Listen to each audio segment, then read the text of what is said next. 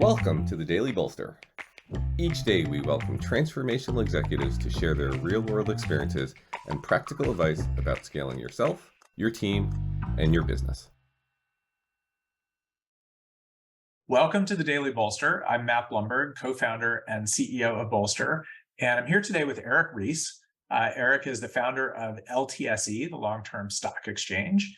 He is also the author of the phenomenal book, The Lean Startup, which I am hoping everyone who is listening to this has read. If you have not read it, you should read it. And as he reminded me earlier today, he is the person that coined the phrase minimum viable product, which is something that I guarantee everyone who's listening to this has used. Eric, thank you for joining me today.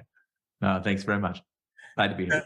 Yes, it's great to talk to you. I love doing these Friday in deep with episodes of the Daily Bolster because I get to talk to someone in a sort of less structured way about kind of what their career has been like and what they've learned along the way. And you have such an interesting journey. I'd love to start maybe earlier in your career and maybe more quickly than the other couple of topics with what did you do before you wrote The Lean Startup and sort of what was the spark that got you to that book? And then we'll talk about the book and the methodology, and then we can talk about what you're doing at LTSE.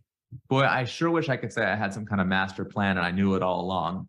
The short version is that if you have your stereotype in your mind of the kid who, grew up in their parents' basement programming computers instead of playing outside with the other kids, that was me.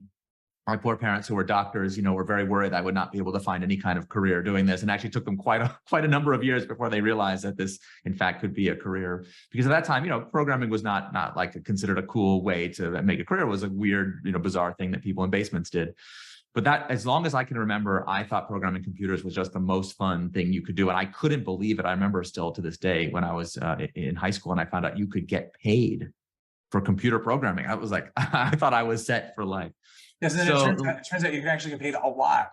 Yeah, I would have done it for minimum wage. I would have paid them for the privilege of getting to program computers. I had no idea it was like a thing you could make things with that people would find useful. I just thought it was intrinsically a fun thing to do. And anyway, to fast forward quite a number of years, I was in college getting a CS degree when the dot-com bubble hit. And if you've seen the movie The Social Network, I had what I like to call the first half of the movie of that experience.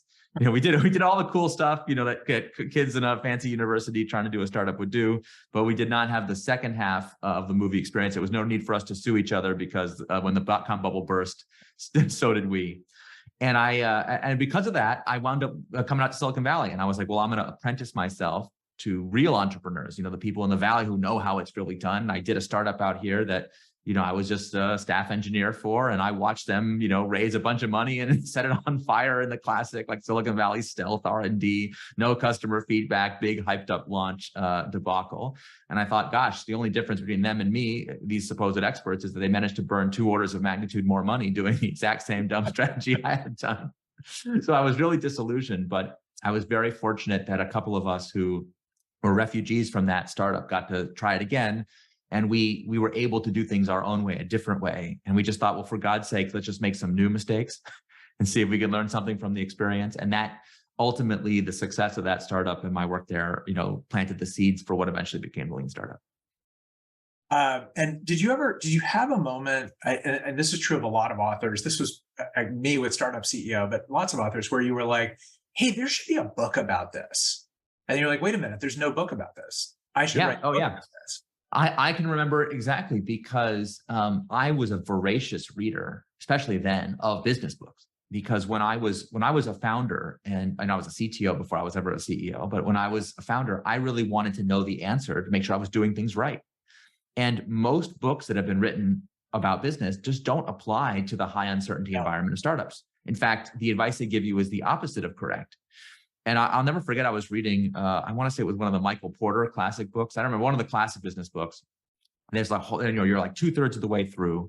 And there's this entire chapter that's like, it's important to understand that a strategy is really just a strategic hypothesis. And it's very important to remember that when you put it into implementation, you're really, you need to make sure to test to make sure that it's correct. And I was like, oh, finally, the part of this book that is relevant to my situation, the one thing I want to know. And it's like end of chapter. On to the next point. Like it's like up to an exercise to the reader. It's not even worth mentioning. And I mean, I read every book you can name. I read the entire Peter Drucker catalog, every book. I even found Peter Drucker's like ancient out of print book about entrepreneurship. Because I was like, maybe the secrets are actually in this out of print book, but like, there's not that much in it. It's a really short book. It's perfectly fine, but it doesn't really get to the heart of the questions we have as entrepreneurs. So I started to develop my own theory, not because I wanted to write a book, but just because as a practitioner, I was desperate to explain to people why the crazy stuff that I thought we should do worked. Like it verifiably worked. We did MVP and build, measure, learn and split testing and continuous deployment at a time when that was seen as very weird. I mean, we had investors where we failed tech due diligence because the way we built our startup was too weird. That's how weird it was considered. This is not that long ago. Yeah. And, I started, and lean startup is not the first metaphor I tried. I tried a bunch of concepts on people. It was like, I need to try to explain what we're doing. I remember I had this very elaborate theory that was based on cellular respiration and the outer membrane. And it was like, nobody. And I was like, it's actually more like an ecosystem. And I was trying to draw these metaphors from biology, and everyone was just like, what are you talking about? And it was, it took a fourth or fifth try before I settled on lean manufacturing as the metaphor to use, because the conceptual vocabulary of lean was such a good fit for what we were trying to do. But even then, I didn't think I was going to write a book about it. I was content to just have the answers myself and to use them in my work. And when I started to write my blog, when I started blogging, it was not considered a reputable thing for a startup CEO to do in Silicon Valley. So I blogged anonymously because I was worried that it was going to like ruin my reputation. You can see how much the situation has changed. And on my blog, I would write these stories down of things that I had seen work. And the reason I did that was that I was being asked to give advice to all these startups. VCs especially wanted me to come in and sprinkle my magic fairy dust of engineering productivity on startups. And I would get there and be like, listen, actually, I don't have magic powers. What I have is a better theory for how engineering work should be managed and structured in a startup. And they'd be like, well, like what? And I'd be like, well, here's how we did it at this company. We would deploy to production 50 times a day on average. And we would do these different things. And people would start yelling at me and like kick me out of their office really badly. And it got to the point where I was like, listen, you called me. By the way, that's how you know you're onto something. Well, I know that now, but at the time I thought I was just really bad at explaining. I was so upset. I was like, why am I doing this? And it's just like, you asked me as a favor to come give you this advice and you're yelling at me about it. Like, that could never work. I'm like, it's not some theory. I'm literally telling you what I witnessed with my own eyes. I'm not lying. Anyway, my brilliant idea was that I should write the stories down. And then when someone asked for a meeting, I would send them the blog in advance. And I'd be like, if you hate this, you think I'm stupid, please don't have the meeting to yell at me. Like, please leave me alone. Don't yell. That's as much as I thought. And from the moment I wrote those ideas down, it started to go viral and just started to take over my life. And it was pretty soon people were telling me that like this needed to exist in book form. So yeah, it was a very quick process from like people yelling at me to all of a sudden it becoming a thing. And did you expect, like, obviously you believed that what you were saying was right? You believed it needed to exist. You wrote it down. Did you expect ever in that process that it might end up with the following, the receptivity? I mean, it is a world-changing book. Well, thank you for saying that. No, I never imagined in a million years that it would turn out the way that it did. But on the other hand, I was very determined to win the argument. I'm a very competitive person. I like to win. And I was really like, as I started to understand why work was managed the way that it was and why we were wasting people's time on an industrial scale and all these other mistakes that we were making, like I got pretty angry about it. So I was like, I'm determined to win this argument, but I didn't think it was going to make me famous. My idea was simply that like, if there's even one entrepreneur out there who I can help put on a better path so that they don't waste years of their lives the way I did, then that will have been worth it. That's a sacrifice worth making. And so that was what I was really focused on. Now, what I thought was going to happen, my understanding of how the world worked was so naive and so foolish.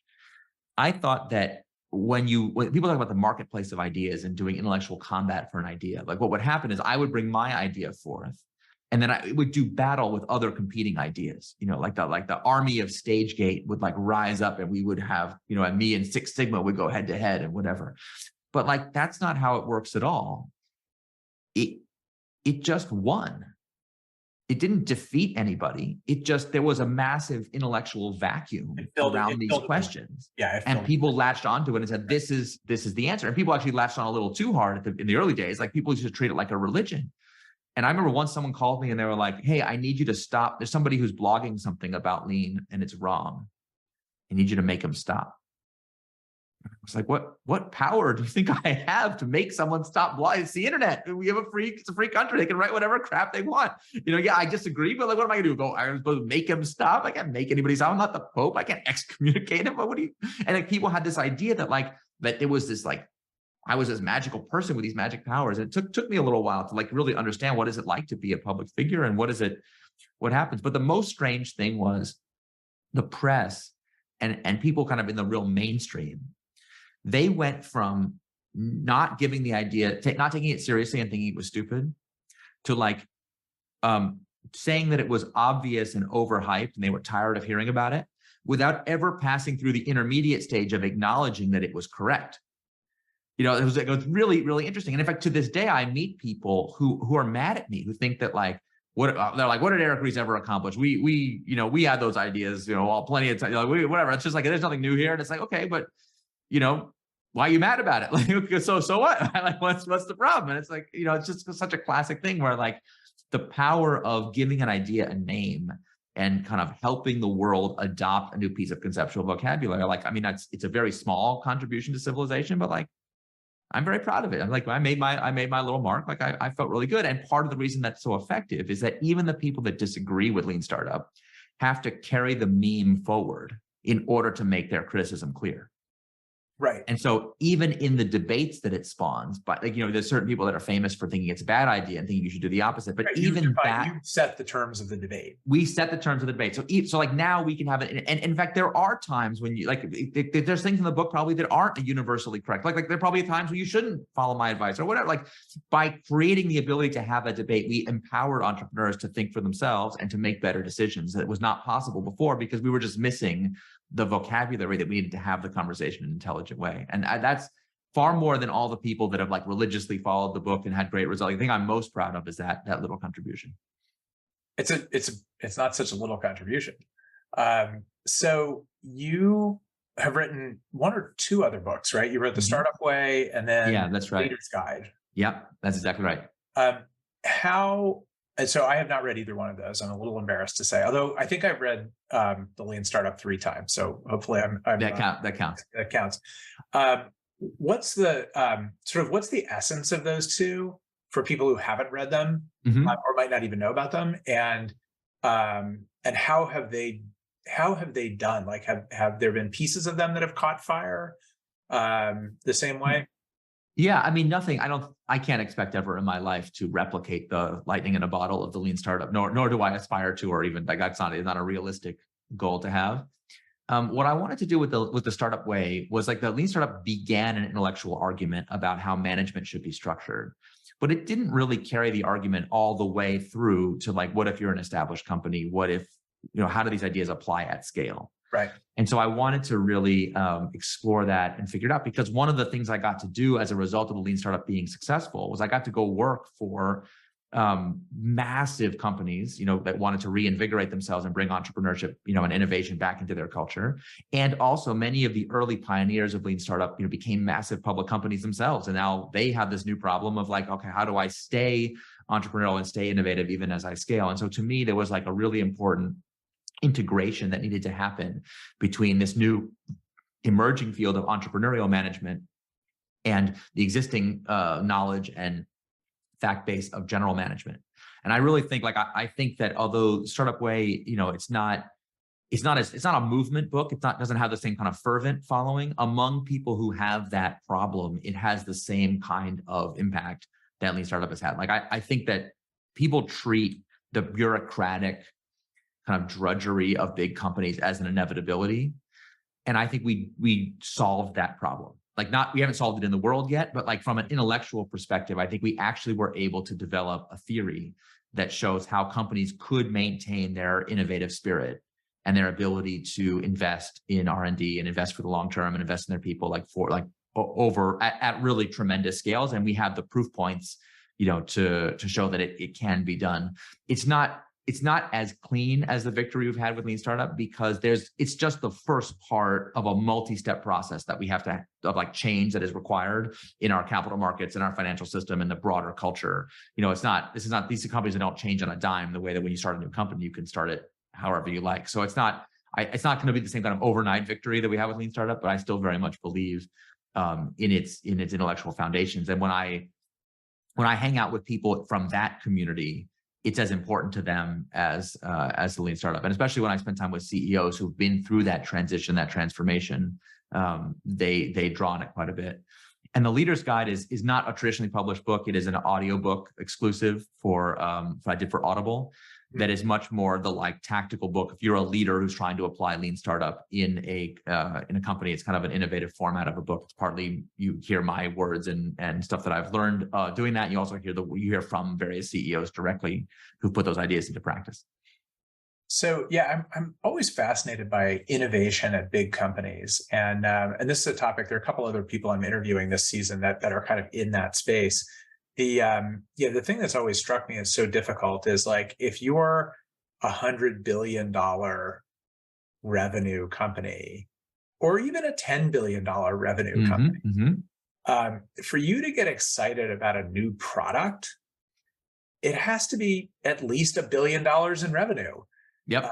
And nothing starts that way. It's a classic trap. And in fact, what I learned in my travels is that if you tell me how much money a company makes, I can tell you exactly how big something has to be for them to care.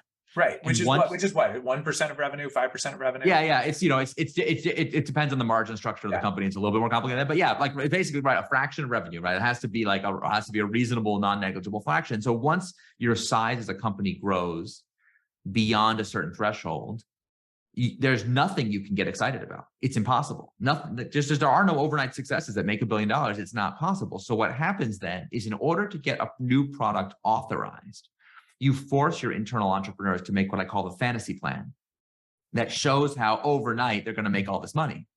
And that means that you're setting up every project for failure, because every project inevitably falls short. Like if you don't do the fantasy plan, you can't get funded. So it's like an adverse selection problem. You only fund those people who are willing to lie to you about what the ROI is going to be and make unrealistic promises.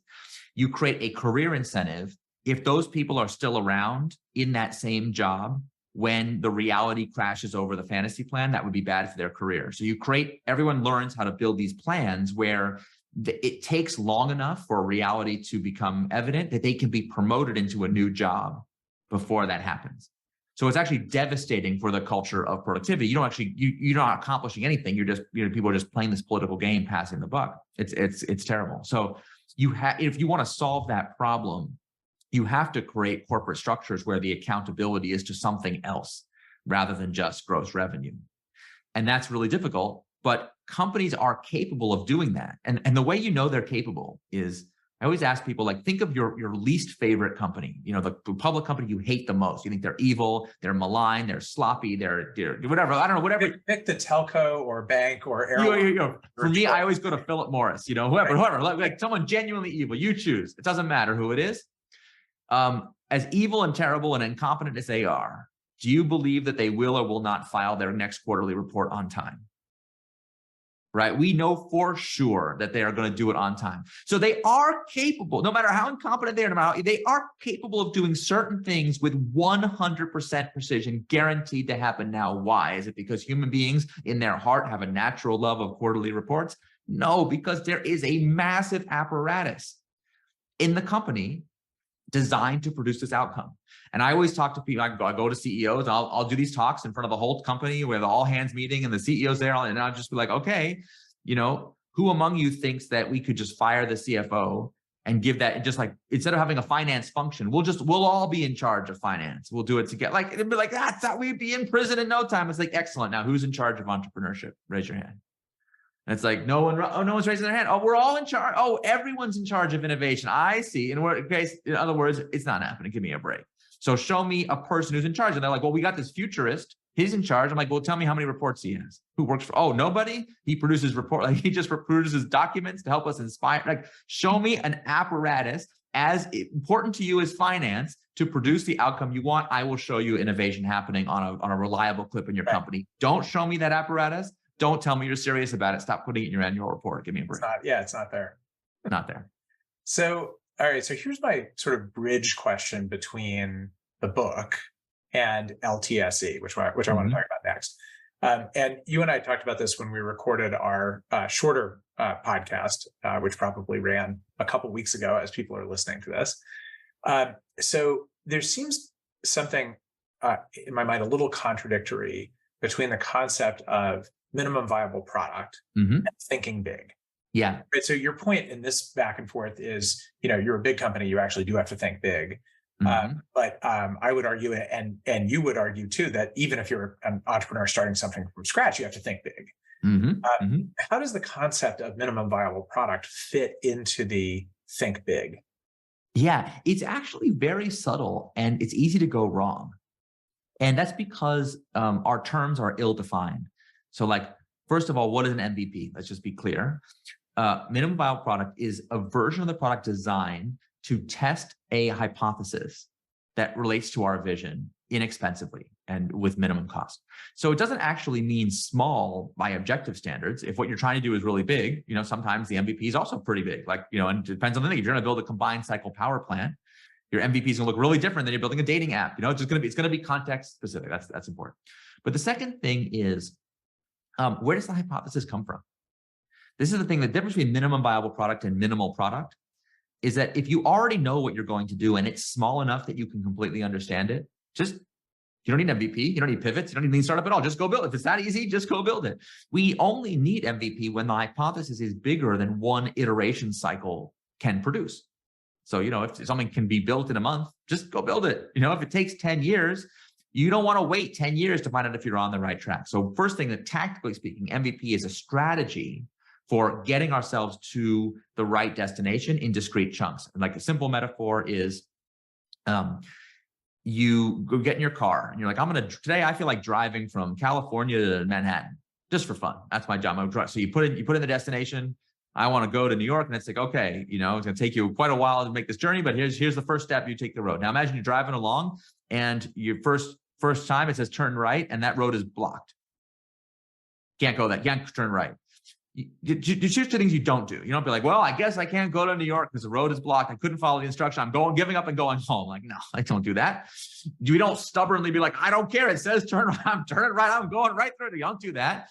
But the other thing we don't do is we don't turn to the GPS and say, robot, where should I go today instead of New York? It's like, no. The job of the robot is to help us find a different route to the same destination. And that's what Lean Startup is really about at its heart. Pivots are a change in strategy without a change in vision. We realize that some part of the plan is blocked, so we find a new way to accomplish the thing we want to accomplish. Now, in real life, it's not as simple as the destination of New York. Right? Sometimes the vision has to evolve because we learn more about what the vision really is when reality forces us to choose between competing values. So, I don't want to make it sound simplistic. But the other thing that's really important about this has to do with the language. So that's kind of on the MVP side. MVP is a tactic to accomplish a goal. The goal needs to be large for it to justify the extra cost of doing the MVP. Second thing is when we say we want something big, what do we mean? See, people in business have been really trained that size is a function of the trailing metrics, the exhaust coming out the end of the engine. So sticking with my car analogy, companies that want $1 billion in revenue are like, wow, this engine I have running over here, my existing business, it spews out a ton of exhaust because it's going so fast. Therefore, the more exhaust, the better.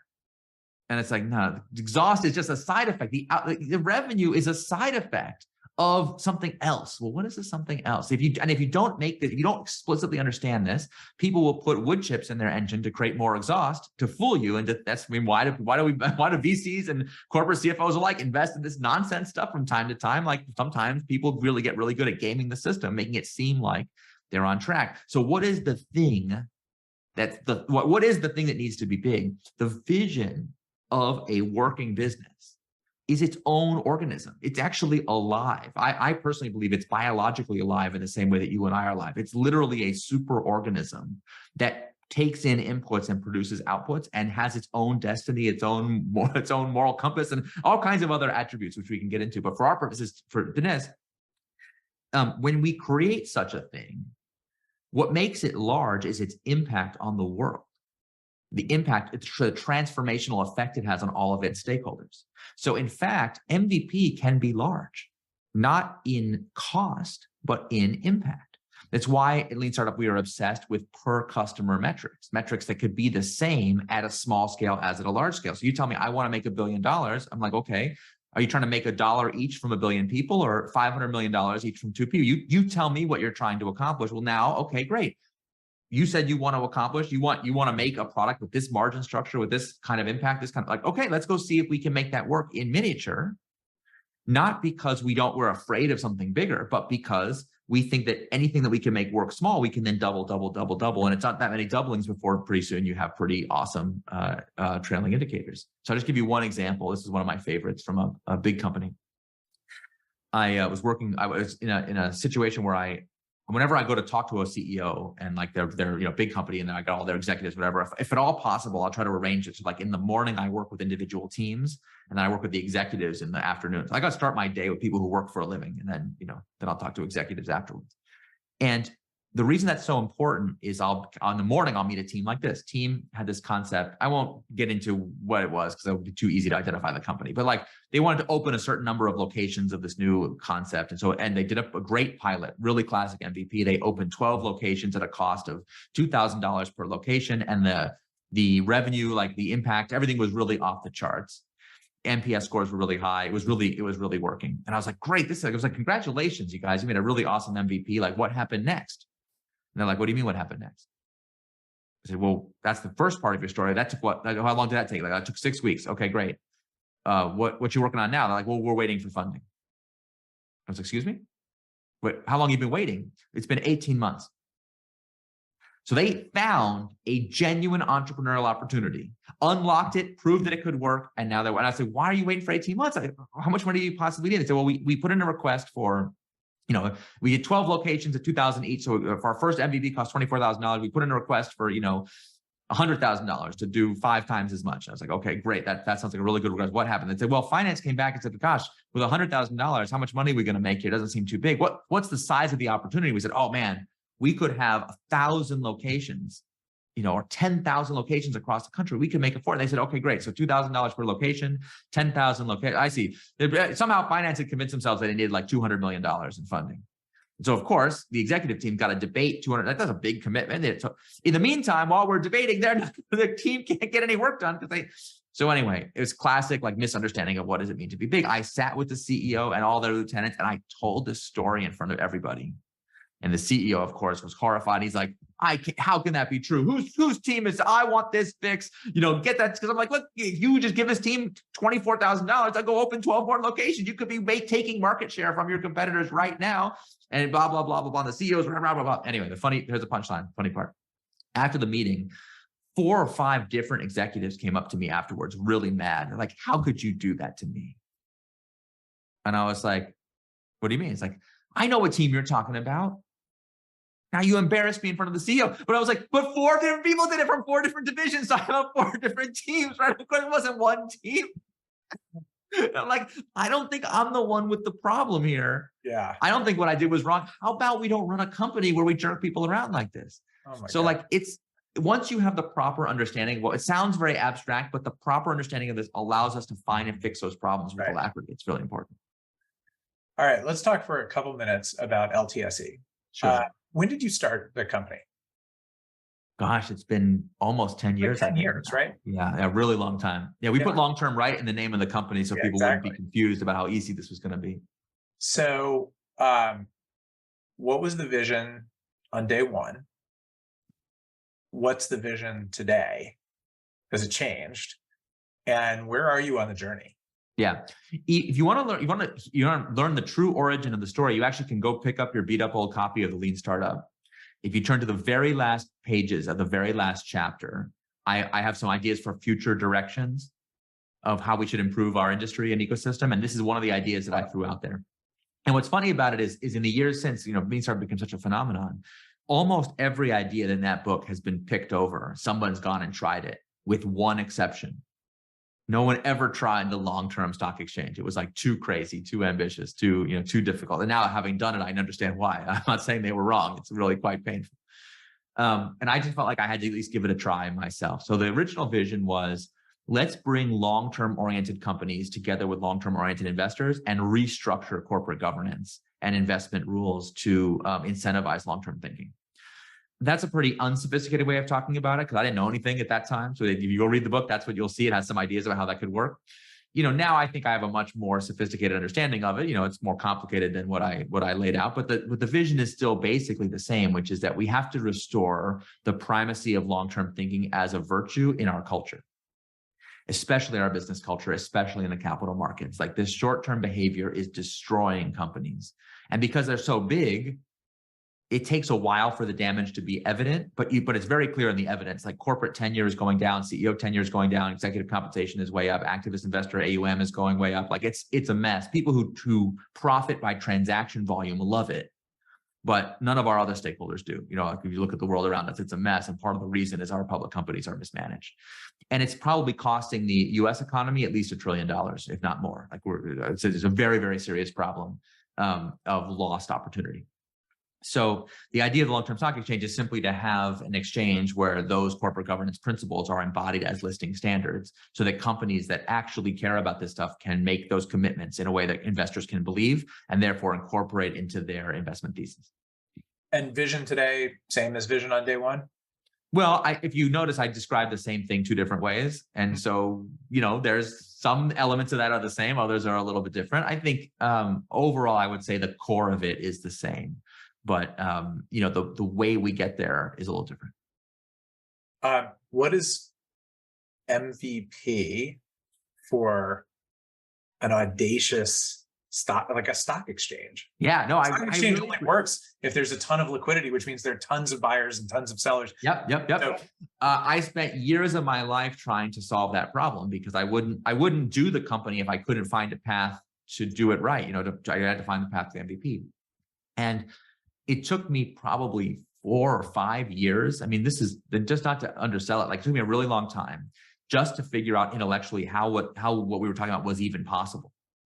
And I eventually discovered that the way that stock exchanges work today, they are interlinked through something called the national market system, which means that stocks that are listed on one exchange actually can trade on other exchanges and vice versa. So we were able to find a way to create an MVP market that allows the companies that list with us to access the full depth of public market liquidity without having that chicken and egg dynamic.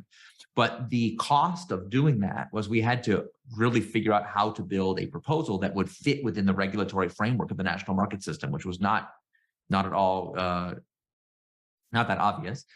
But I'll never forget, I was meeting with a lawyer who finally explained this to me. And I was like, you probably met with more lawyers than I met with more lawyers than you could possibly imagine. Yeah, that's true. But one conversation sticks out of my mind because I was asking people at this time, this is 6-7 years ago now, how do you start a new stock exchange? Like, no one really knew how to do it. It doesn't happen very often. It's kind of a rare occurrence.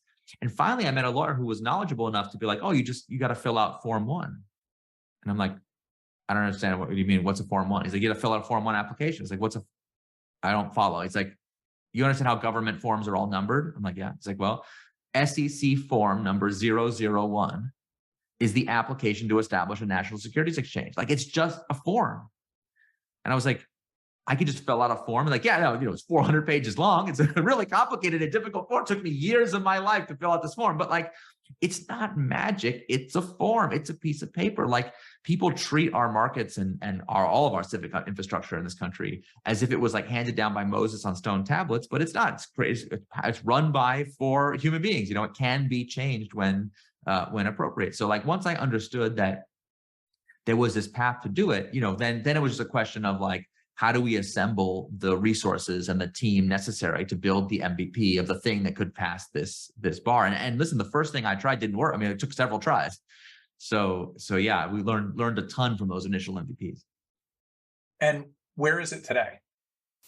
So we got 2 years ago, we got the SEC approval to operate as an exchange, and we did our first listings just over a year ago. So that, but our investors call it a 2 miracle company. Like not just one, but two impossible things had to happen to make it work. So we were able to do both those things. We raised our Series C last year, So, we're finally well capitalized and financed to actually go try to make it into a real business. But it's a real operating thing. We can list companies. We have trading volume. It's actually happening. It's pretty exciting. And what is the ball? Like how many companies, or how do you measure the size of it? We have 2 companies that are listed at this time, which, compared to the incumbents who have thousands, it's not very many, but compared to how many people thought we would be able to list, is actually quite a bit. So it's not yet, we're not yet operating at high volumes, but this is more of a proof of concept, and we're now have to build out the infrastructure to be able to show that this is a better way. But I will say, again, to the theme of MVP, the most important thing is to look at what has been the experience of those first companies. Right. Listing with us has made a material impact on their customer perceptions, their employee perceptions. And the most important thing to me, we have a scoring mechanism, an algorithm that scores how long-term is the ownership of a company. If the evidence is really strong that you can shift your cap table ownership from more short-term to more long-term investors, that has really material impacts on your stock price and a bunch of other good things down the road. So we've been able to show, I don't think this data has been published yet, so I got to be a little careful what I say, but the preliminary data is looking really positive that this has had a materially positive impact on these companies. Yeah, that's not hard to believe, right? I mean, the venture capital world produces a lot of value over a long period of time because tends to be very patient capital. The private equity world, has usually a much narrower box, right? They're willing to hold a company for 3 years or 4 years, which is not flipping it overnight, but it's also, a shorter term view. And then, hedge funds will own something for a millisecond. And it'd be interesting to look at sort of a curve of true long-term value creation, not just EBITDA creation, but long-term value creation. Yeah, if you extend the research I've seen is pretty compelling, that if you extend the horizon out, it's a source of real strategic advantage. Just the companies and the investors that have that philosophy, they can outperform if you're willing to extend your time horizon out to look at those rewards. And unfortunately, there's so many ways to make money without having that long-term accountability that there's plenty of people that make plenty of money doing it the other way. But if you change the question from who's making money to who's really creating value, I think it's unequivocally clear what's going on. All right. So one final question for you. You wrote the book before you started the company, right? So you were already lean startup guy, minimum viable product guy, but now you've lived it for 10 years as founder. What do you know now that you wish you had known at the beginning of the company? Maybe you wish you had put it in the book too, but Exactly. What do you know from a decade of toil that you wish you had already experienced or known? Yeah, I should probably write a whole nother book, which is like guy who thinks he's a startup expert goes back into the startup seat, and and hilarity ensues. Because of course, the problem with all books, and especially business books, is like you make it sound easy. And I tried really hard not to do this with Lean Startup. I tried; it was full of passages where I was trying to write about how difficult it is, and but like the whole point of writing a book is to summarize human lived experience and make it exciting and fun to read, and and not a slog. Like the more you make a good book, the more you are in some ways like you're losing a certain qualia of like the real pain of doing entrepreneurship. So going back into it after writing the book has been really terrible. I mean, it's like you realize like, yeah, it's so easy to say these things. They're really hard to do. And I would say like it's not like it's missing from the book, but if the book actually tried to explain how relentless you have to be to get these things, the book would be boring. It'd be boring and negative and bitter, and people are like, what's wrong with it? It's like, no one would read it. No one wants to read about how hard this is. No one wants to apply, I can't remember who, someone's got the quote about entrepreneurship that it's like chewing glass, and your reward is that eventually you learn to like the taste of your own blood. It's like, it's just like you learn to endure the pain. Like that's part of what it is. And that's why it's only worth doing if you're trying to accomplish something big and long-term, right? Like I just always tell people, if your goal is to make money, like there's just better ways to do it. If that's what your goal, you're not gonna be able to endure the kind of the anxiety and the stress and the difficulty of it. And I'll mention one other thing, which I really didn't have an appreciation for at all when I wrote the Lean Startup. And in fact, that is one thing where like I might write it differently if I was writing it today. It probably wouldn't be as good, but I would want to temper this one thing. There's a real, like a genuine mental health crisis in the entrepreneurial community and among investors too, for that matter. that we don't talk about very much. And there's started to be some discussion about it around the idea that like it's stressful to be running a company that might fail. That is the source of one of the like mental health problems. Is just that it's very stressful, and not everyone has the right coping mechanisms and the right support system to handle that stress. And we don't talk about that enough. But there's another aspect of the mental health problem that you're starting to see with people who've been successful as entrepreneurs. You ever wonder, like, why are our tech overlords, why have some of them started to just act crazy? The ones that you can observe that are acting crazy, at least they have some outlet for the mental health problem. There's a darker side to this, which is like, there are entrepreneurs, like someone was just telling me the story of someone who recently, like in the last 5-ish years, I think, sold their company, made hundreds of millions of dollars and committed suicide just a few years later. Like it's a serious problem. And I think that it's hard to get people to be sympathizing with people who are so rich, so like that's part of the problem. But I think there's aspects to this that we're not talking about that we ought to be. One is most people who make money as an entrepreneur, they did it by selling their baby, either by literally selling it to a public company or losing its soul in the process of taking it public. And like, it's actually a very difficult thing to be rich because you sold your baby. Like that is not easy for people to do. And there's a lot of folks who are quite miserable. In fact, some people who even still running their company, totally miserable because they feel like they're not actually in charge anymore. It's the company is not what they had in mind. They can't even imagine working there anymore. It's pretty good, like a pretty good gig to be the founder, CEO, God king of the whole thing, but they would never be able to work in a different, like it's actually become a nightmare. And then you also have the phenomenon that is like, I think a little bit more hard to talk about, which is just the like unfairness of it.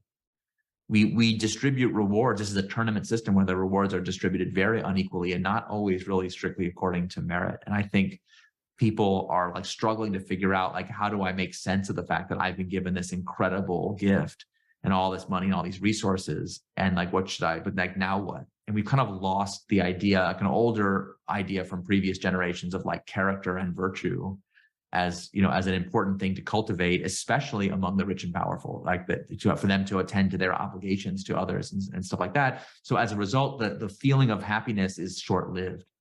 Only so many private planes and fancy boats and stuff you can buy until there's a certain vapidity that kicks in. And so I think you're seeing in some of these crazy people, like the need to try to find significance in that situation, in a very unjust situation. And it's much easier to turn that negative eye on other people and, retreat into criticizing others and doing all this incendiary stuff instead of turning the eye inwards to say, wait a minute, what role have I played?